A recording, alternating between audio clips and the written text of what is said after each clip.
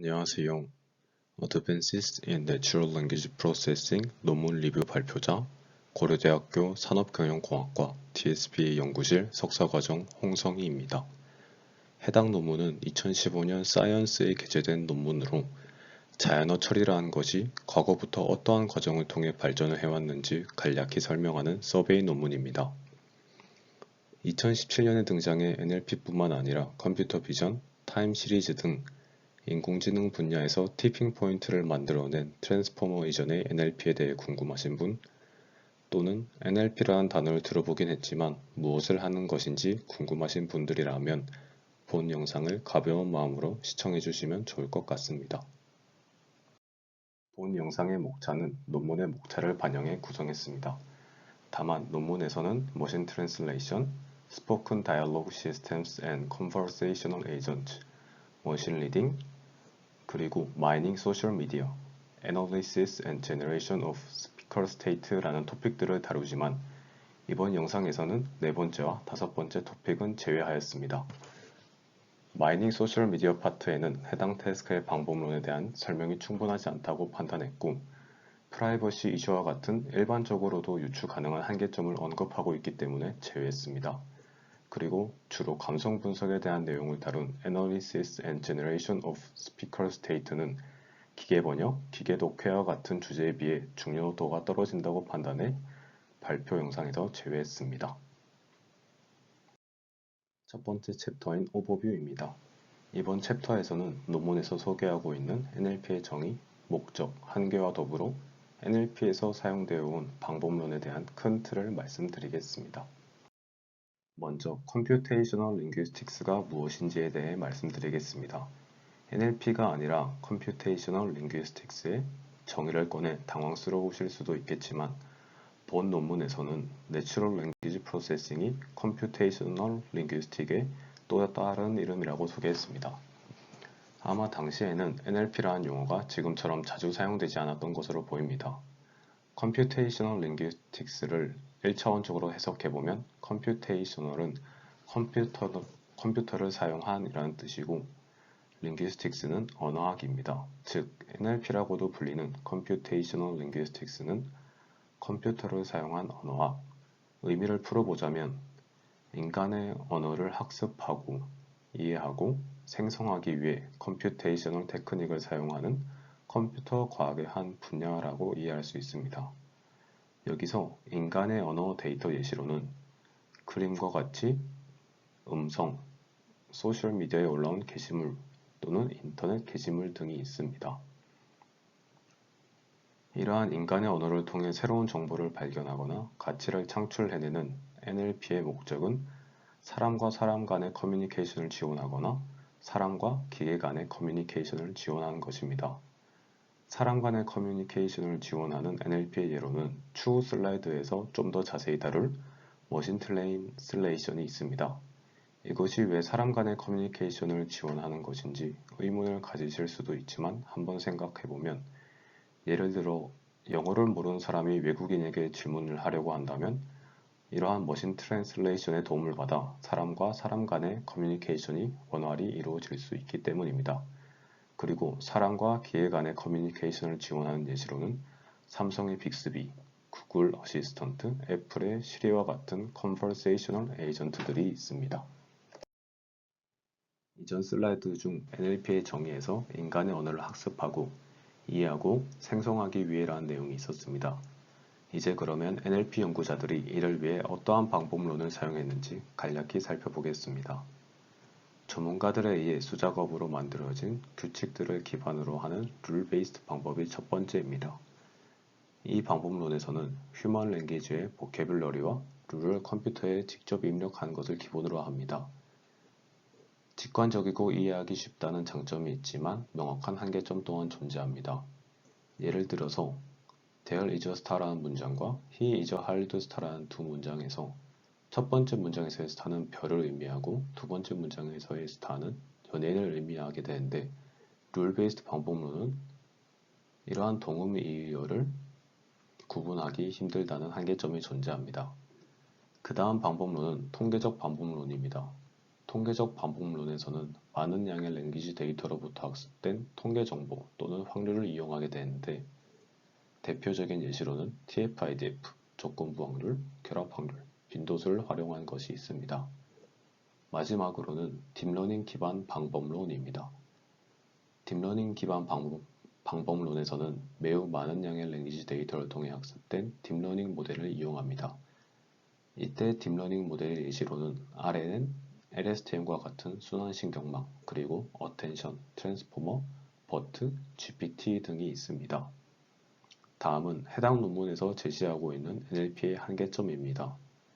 대부분의 NLP 기법들이 영어나 중국어, 인도어와 같은 하이 리소스 랭귀지에만 이용 가능하고 로우 리소스 랭귀지에는 이용이 불가능하다는 한계점을 제시하고 있습니다. 이에 따라 미래의 도전은 하이 리소스 랭귀지뿐만 아니라 로우 리소스 랭귀지에도 이용 가능한 NLP 기법들을 어떻게 개발할 것이냐라고 제시하고 있습니다. 이번 챕터는 네이버 팝하고 구글 번역기 등을 필두로 많은 분들이 다양한 NLP 태스크들 중에 가장 익숙하실 것이라 생각되는 머신 트랜슬레이션입니다. 먼저 머신 트랜슬레이션의 정의입니다. 머신 트랜슬레이션이란 컴퓨터를 이용해 한 국가의 언어에서 다른 국가의 언어로 자동으로 번역하는 것입니다. 머신 트랜슬레이션 또한 이전 오버뷰 챕터에서 봤던 NLP 방법론의 흐름과 동일하게 규칙 기반, 통계적 기반, 그리고 인공신경망 기반의 기계 번역이 큰 흐름을 이룹니다. 먼저 룰 베이스드 머신 트랜슬레이션입니다. 만약 소스 랭귀지와 타겟 랭귀지의 어순이 동일하다면 형태소 분석 후에 다이렉트하게 워드 투 워드, 즉 단어 하나씩 번역을 수행합니다. 만약에 소스 랭귀지와 타겟 랭귀지의 어순이 다르다면 형태소 분석 후에 구문 분석을 수행하여 타겟 언어의 문법 구조에 맞게 번역을 수행합니다. 영어에서 한국어로 번역을 하는 예시를 보면 조금 전에 말씀을 드렸던 바와 같이 먼저 형태소를 분석하고 각 토큰의 품사가 무엇인지 분석합니다. 그 다음 이러한 룰들을 기반으로 타겟 언어의 문법 구조에 맞게 재구성되는 것을 보실 수 있습니다. 룰 베이스드 머신 트랜슬레이션의 경우 이와 같이 번역 과정을 이해하기 쉬우나 구문 분석을 위한 문법 규칙 추출이 어렵고 이러한 룰들을 만들기 위한 전문적인 언어학 지식이 필요하다는 단점이 있습니다. 또한 영어에서 한국어로 번역을 하다가 영어에서 프랑스어로 번역을 하려면 또다시 새로운 룰들을 처음부터 만들어야 해 번역 언어의 확장이 어렵다는 단점이 있습니다. 다음으로는 통계적 방법론을 이용한 Statistical Motion Translation입니다. Statistical Motion Translation에서의 목표는 어떤 언어 F의 문장이 주어졌을 때 가능한 이 언어의 번역 문장들 중에서 최대 확률을 갖는 문장 E 헷을 찾아내는 것입니다. 이 수식은 Statistical Motion Translation의 대표적인 수식이라고 할 수 있습니다. 프랑스어를 영어로 번역하는 상황을 가정하겠습니다. PE 기분 F는 어떤 프랑스어 문장 F가 주어졌을 때 번역 결과로 영어 문장 E가 나올 확률을 뜻합니다. 이때 이 확률을 최대로 하는 영어 문장 E를 찾는 것이 목표입니다. 여기서 베이지안 띠어럼을 이용해 PE 기분 F를 PF 기분 E 곱하기 PE로 바꿀 수 있습니다. 원래 수식에는 분모에 PF가 있지만 PF는 argmax E와 관련이 없기 때문에 생략되었습니다. 이 수식을 보시면 오메가 length E라는 부분이 있는데 이 텀은 번역 결과인 아웃풋의 길이가 길어지는 것에 대한 페널티를 줘서 번역의 성능을 높이기 위해 추가된 텀입니다. 그 다음으로는 Statistical Word-Based Machine Translation과 Phrase-Based Machine Translation에 대해 간단히 비교해 보겠습니다. Word-Based의 경우 Word by Word, 즉 워드 하나씩 번역을 수행하게 됩니다. 이러한 경우 미주이로라는 일본어를 영어로 번역하게 될 때 한 단어씩 번역을 수행하기 때문에 원래 뜻인 라이트 스카이 블루 컬러가 아닌 워터 컬러라고 오역이 될 수 있습니다.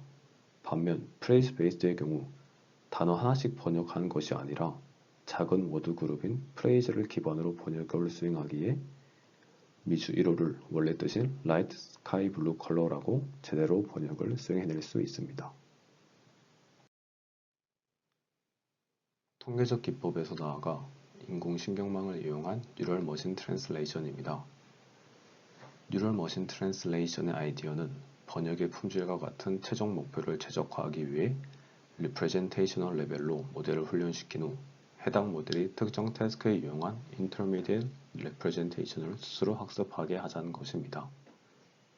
뉴럴 머신 트랜슬레이션에서는 예를 들어 영어와 프랑스어 번역 문장쌍으로 구성된 패럴렐 텍스트를 모델 트레이닝에 사용해 모델이 리얼 밸류 벡터로 각 모델의 리프레젠테이션을 학습하고 번역 품질을 최적화하기 위해 내부 파라미터를 조정하는 과정을 거치게 됩니다.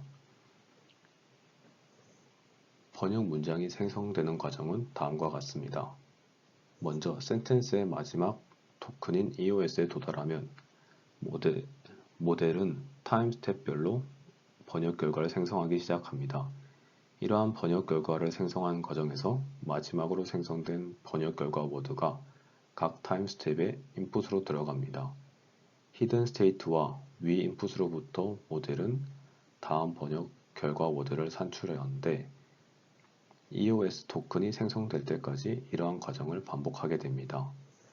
뉴럴 머신 트랜슬레이션에서 사용되는 대표적인 모델로는 LSTM이나 GRU와 같은 순환 신경망 구조가 사용됩니다. 그 다음으로는 Spoken Dialogue Systems and Conversational Agents입니다. 논문에서는 Conversational Agents에 대한 내용이 비교적 적어 이와 같이 회색으로 표기해 놓은 점 참고해 주시면 감사하겠습니다. Spoken Dialogue 시스템이 무엇인지 말씀드리겠습니다. 우선 다이얼로그 시스템이란 자연어로 사람과 상호작용하는 시스템을 의미합니다. 이 다이얼로그 시스템이란 단어 앞에 스포큰이란 단어가 추가된 스포큰 다이얼로그 시스템은 음성으로 자연어를 이용해 사람과 상호작용하는 시스템을 의미합니다.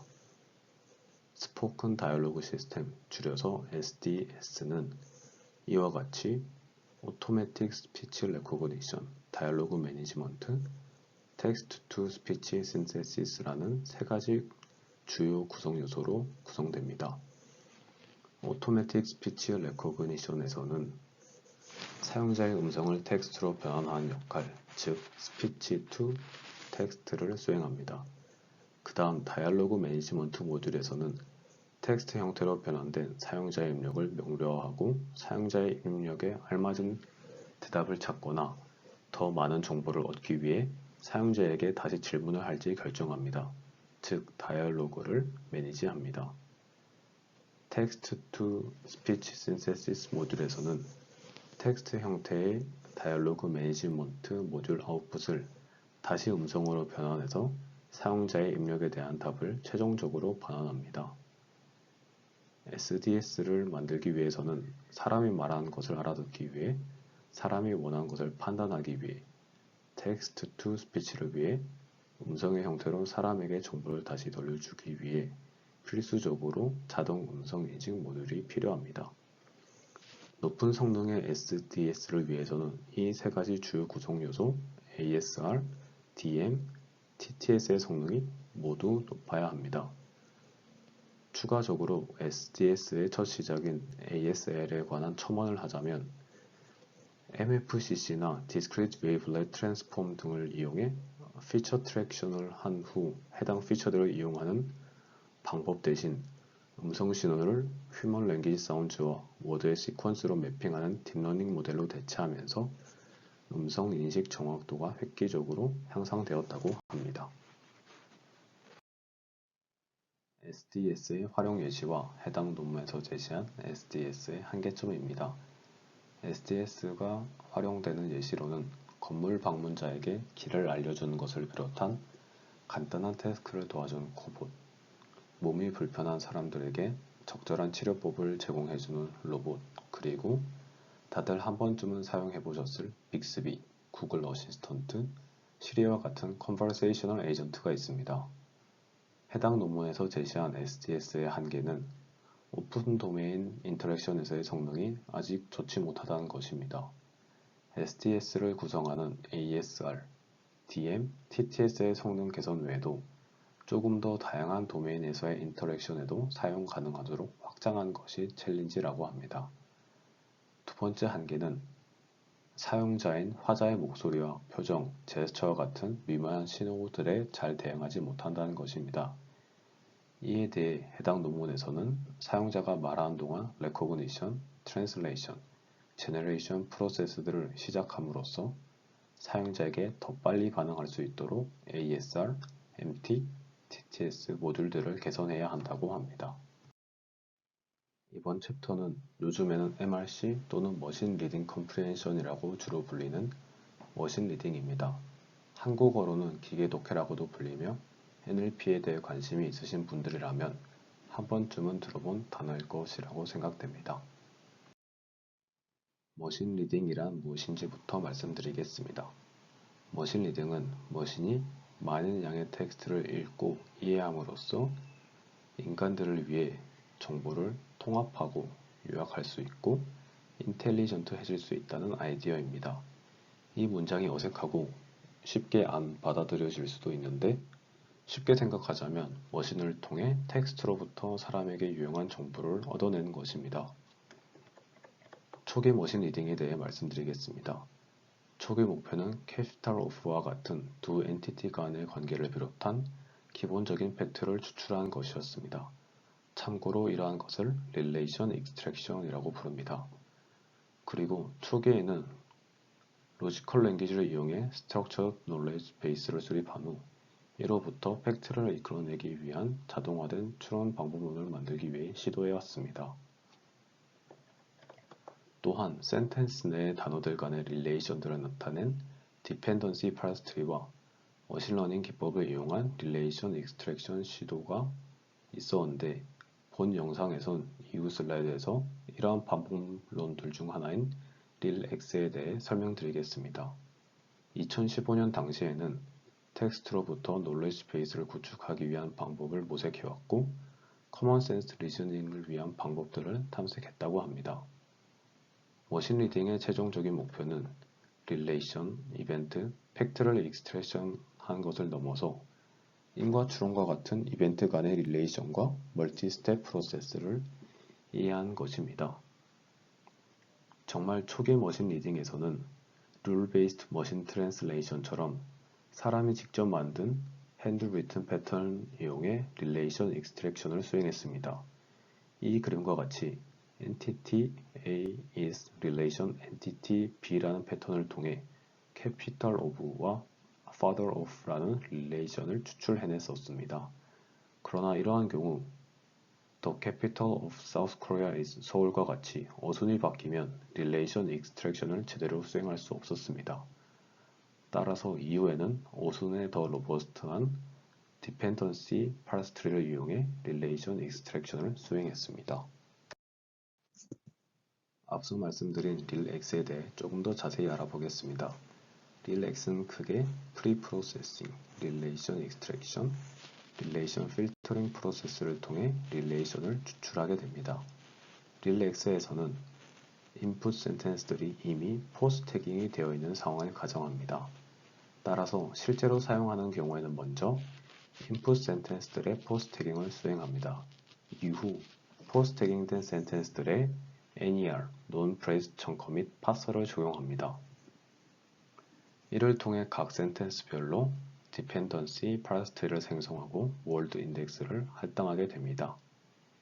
이후 동의어 사전을 이용해서 유전자 이름과 단백질 이름들을 식별합니다. 이때 유전자 이름과 단백질 이름들을 식별하는 이유는 릴렉스를 제한한 방법론에서는 바이오메디컬 데이터셋을 이용했기 때문입니다. 네임들을 식별한 후 각 청크별로 디펜던시 파라스트리에 대응하는 노드들을 하나의 청크 노드로 합쳐서 Chunk Dependency Parse Tree를 생성하게 됩니다. 그 다음 단계인 Relation Extraction 단계에 대해 설명해 드리겠습니다. 이 단계에서는 이전 Pre-Processing 단계를 통해 생성된 Chunk Dependency Parse Tree들을 기반으로 프로틴상을 연결하는 패스들을 추출하여 최종 파이널 릴레이션들의 후보인 캔디데이트 릴레이션들을 생성합니다. 이때 이 세 가지 룰을 기반으로 하여 캔디데이트 릴레이션들을 생성합니다. 릴레이션 익스트랙션 후에는 릴레이션 필터링과 포스트 프로세싱 단계를 거치게 됩니다. 여기서는 네 가지 세부 과정이 있는데 하나씩 차례대로 설명해 드리겠습니다. 네게이션 체크에서는 캔디데이트 릴레이션 또는 각 차일드 노드 중 하나에 not과 같은 네게이션 워드가 포함된 릴레이션들은 분석 대상에서 제외하는 것입니다. Effector Effective Detection에서는 추출된 릴레이션에서 먼저 등장하는 named entity는 effector로, 두 번째로 등장하는 named entity는 effect로 가정한 것입니다. 이때 만약 릴레이션에서 passive structure, 즉 수동태가 있으면 첫 번째로 등장하는 named entity를 effect로, 두 번째를 effector로 가정합니다. Enumeration Resolution에서는 and, or, nn, det 또는 dep dependency로 연결된 non-phrase chunks들을 이용해 enumeration을 형성하는 것입니다. 마지막으로 Restricting Candidate Relations to Focus Domain에서는 캔디데이트 릴레이션들에 있는 워드들이 Relation Restriction 텀에 포함되는지 체크를 해서 특정 도메인에 알맞은 릴레이션만을 추출합니다. 이때 Relation Restriction 텀은 이 연구를 예로 들면 관심 대상인 Physical, Regulatory, 그리고 Genetic Interaction과 같은 릴레이션을 나타내는 동사와 파생명사, 형용사들을 포함하는 리스트입니다. RealX는 Pre-Processing, Relation Extraction, Relation Filtering 과정을 통해 최종적인 Final Relation을 추출하게 됩니다. 이제 본 영상의 마지막 순서인 Conclusion입니다. 해당 논문에서의 Conclusion을 정리한 내용입니다. 첫 번째로 해당 논문이 게재된 2015년을 기준으로 지난 5년간 NLP 태스크들에서의 성능이 급격하게 상승되어 왔으나 아직 SF 영화 속 로봇만큼의 언어 이해 능력에 비해 성능이 낮은 상황이었습니다. 2022년인 현재 2015년에 비해 다양한 NLP 기법들이 나와 NLP 태스크별 성능이 많이 높아졌긴 하나 여전히 영화에서처럼과 같은 다양한 태스크에서 높은 성능을 보이는 방법론은 나오지 못했습니다. 두 번째로 머신러닝 및 딥러닝의 발전 외에도 더 많은 데이터와 컴퓨테이션이 NLP의 발전을 이끌 것이라는 점입니다. 실제로 컴퓨팅 성능의 향상으로 대규모 모델의 훈련이 가능해지고 정말 많은 양의 데이터를 모델 학습에 사용하면서 NLP 태스크별 성능이 개선되어 오고 있습니다. 세 번째로 Semantic Context Knowledge에서 매우 어려운 문제는 공학적인 관점을 넘어 언어학 또는 인퍼런스에서 새로운 발견을 필요로 할 것이라는 점입니다. 마지막으로 언어에 대한 확률론적 접근법의 개발은 공학적인 문제를 푸는 것뿐만이 아니라 확률론적 언어 모델은 다시 언어학에 반영되어 인간의 언어를 이해하는 데 도움이 되는 등 링귀스틱 사이언스에 반영된다는 점을 강조하며 확률론적 접근법의 중요성을 강조했습니다. 마지막으로 본 영상을 여기까지 보신 분들이라면 NLP의 발전 과정에 관심이 많으신 분이라고 생각이 되어 추가한 내용입니다. 해당 논문이 게재된 2015년 이후 발전 상황을 조금 더 알아보고 싶으신 분들은 Attention, Transformer, 버트 논문을 정독해 보시는 것을 추천드립니다. 지금까지 발표 들어주셔서 감사합니다.